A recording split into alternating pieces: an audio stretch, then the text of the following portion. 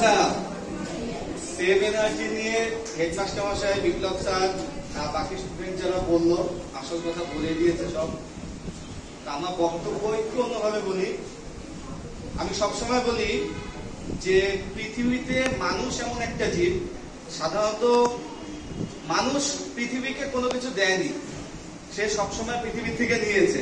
কিন্তু মানুষ বাদে অন্য সামান্য ছোট্ট প্রাণী, একটা শামুকও যদি আমাদের পায়ের তলায় মারা যায়, তো তার দেহটাও খেয়ে পিঁপড়েরা বা অন্য প্রাণীরা বেঁচে থাকে।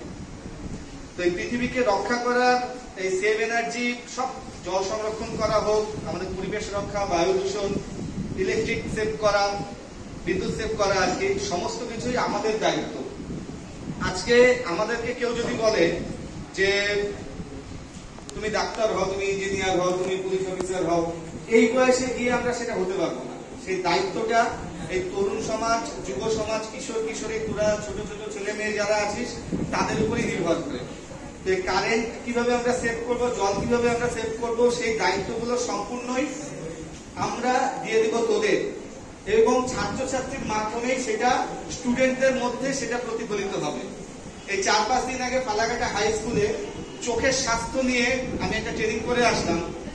তো সেখানে একটা ভালো কথা বললো যে ছোট ছোট ছেলে মেয়েদের সামনে টিচাররা যত তাড়াতাড়ি পৌঁছাতে পারে, খুব সহজে পৌঁছাতে পারে, এবং আগেও পৌঁছাতে পারে না।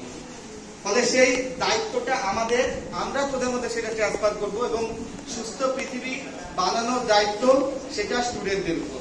কিভাবে ইলেকট্রিসিটি সেভ করা যায়, জল কিভাবে রক্ষা করা যায়।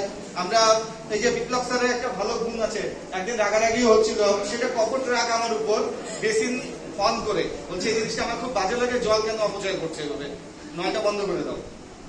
আমি সেটা শুনি না, মাঝে মাঝে যখন বাড়িতে এরকম করে বিপ্লব স্যারের কথা মনে করে, জলটা অন করে আমি ওখান থেকে সাবানটা আনতে গেলাম, এটা করতে থাকি।